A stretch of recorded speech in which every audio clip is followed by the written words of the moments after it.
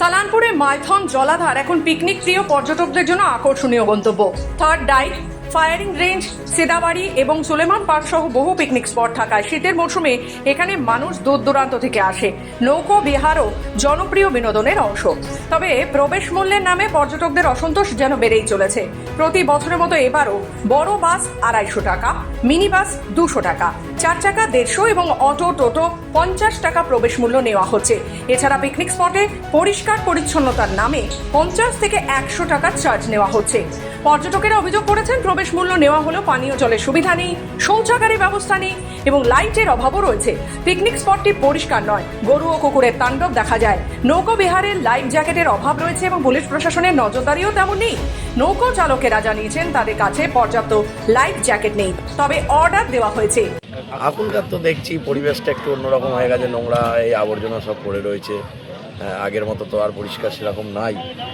তো এখন এমনিও কাস্টমার কমে গেছে, সেরকম আসতেও চাইছে না, কিছু না। কেন আসতে চাইছে না? এই নোংরার জন্যে, তারপর পরিষেবা সেরকম নাই, পরিষেবাটাও কমে গেছে। এর জন্যেই এখন একটু কাস্টমার আসতেও কম চাইছে। কি কি অসুবিধা রয়েছে মাইথনে? অসুবিধা বলতে ধরুন একটু জলের সম্ভাবনা চলছে, পরিষেবা যেটা হয় দাদা, ঠিক আছে।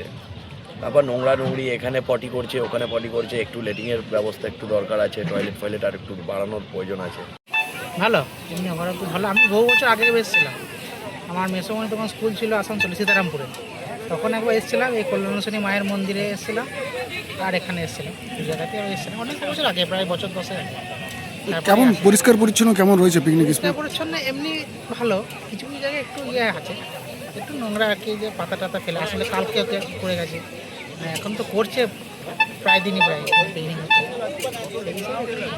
এমনি মেন স্পটটা ঠিক আছে, আশেপাশে একটু নোংরা। কি আশা করছেন আরো কি হলো ভালো হয়?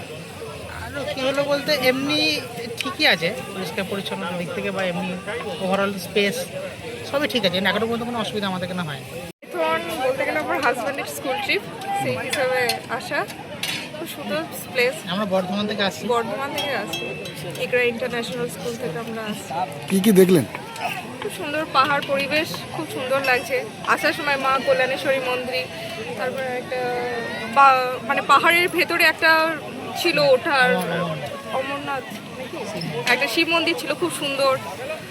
পিকনিক স্পটটা কেমন লাগছে? কতটা পরিষ্কার রয়েছে বা কি সমস্যা রয়েছে? পরিষ্কার পিকনিক স্পট, পরিষ্কার তো সেই রকমই পরিষ্কার হবে, যেমন পিকনিক স্পটের পরিষ্কার যেমন সেই রকমই হবে, ঠিকই আছে। আসছে এখন মোটামুটি ঠিকই আসছে।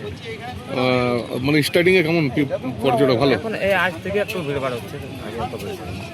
তো পরিষ্কার পরিচ্ছন্ন দিকে কেমন রয়েছে মাইথন?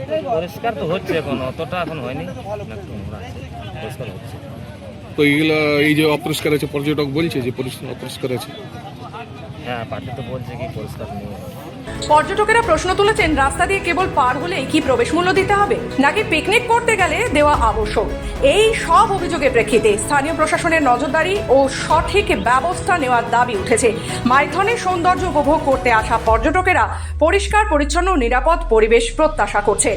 আসানসোল থেকে রাহুল পাসওয়ানের রিপোর্ট, খবর বাংলা।